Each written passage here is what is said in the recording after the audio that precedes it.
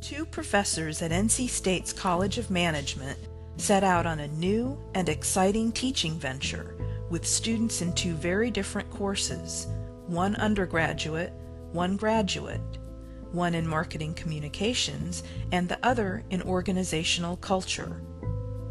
I'm one of those professors, Claudia Kimbrough, who along with my colleague Linda Amon-Smith, also known as Dr. Lass, developed a plan for students to create engaging, interactive projects in a multi-user virtual environment. In the form of my avatar, Callie Kuhn, I'm going to show you what our students accomplished. While the students and classes were very different, the overarching goals of the professors were the same: to develop analytic skills, creative thinking, and 3D expression through the use of the virtual world Second Life. Each class project focused on culture from a management perspective, the culture of an organization or the culture of a country. MBA students in the organizational culture class undertook projects that provided an in-depth exploration of a particular type of research methodology that is important for managers of organizations.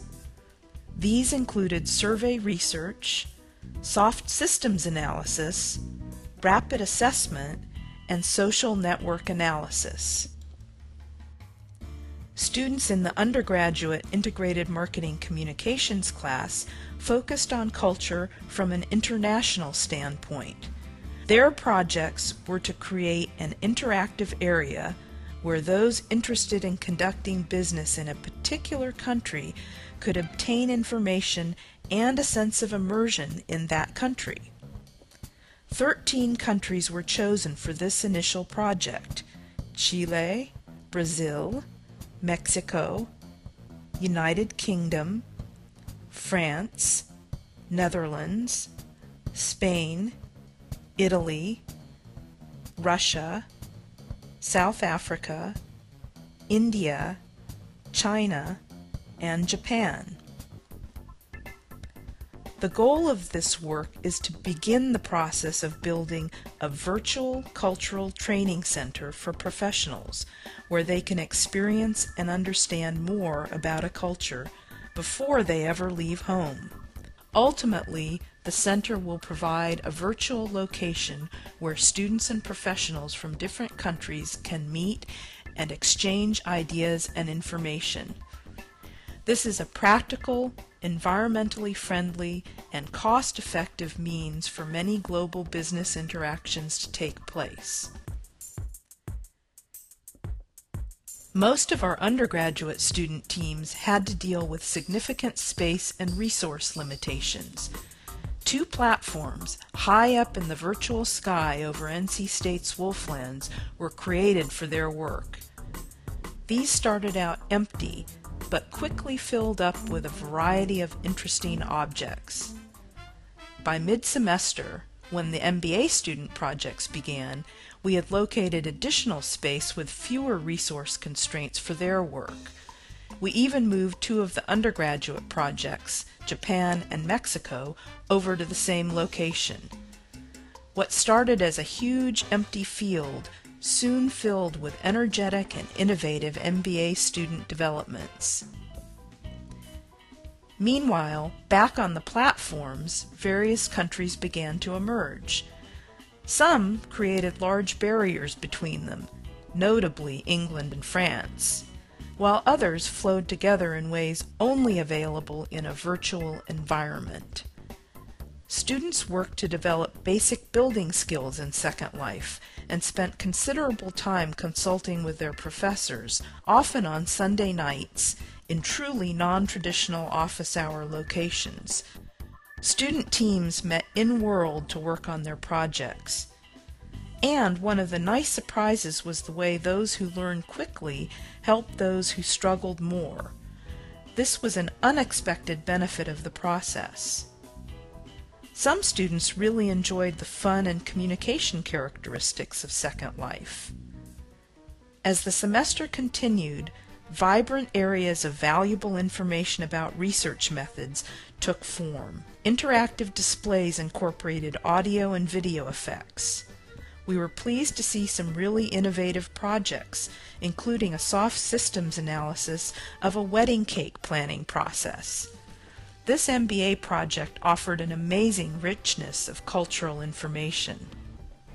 Country areas ranged from palaces to pubs, a Chilean palace right next to a British pub and 60s-style dance club.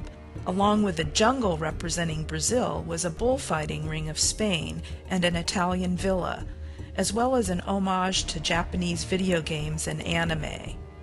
In fact, the richness of Japanese culture was captured in a 7-story building. The area on India also covered significant amounts of information using limited virtual resources. This ranged from dress, religion, and cuisine to business practices and Bollywood. In China, there were areas to learn as well as to meditate. One of the China team members was so engaged in the building process that he built and rebuilt the China area 4 times. He started with prefab buildings, but soon realized that these buildings used too many resources and learned how to build from scratch.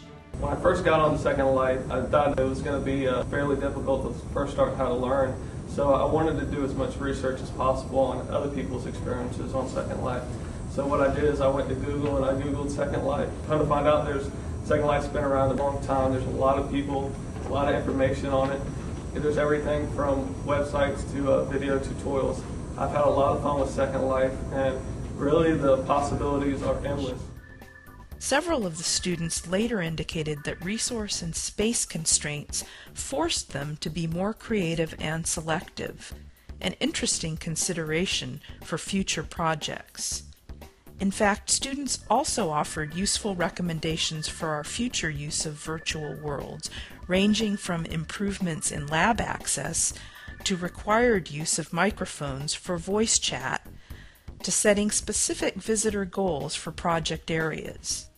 Virtual worlds such as Second Life have a significant learning curve and require commitment on the part of faculty, administration, and IT personnel.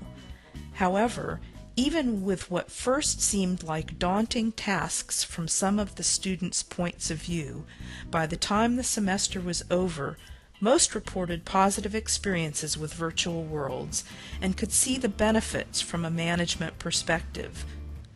We saw many more benefits: engaged students, creative students, helpful students, and students we got to know better than we could have in the traditional classroom environment.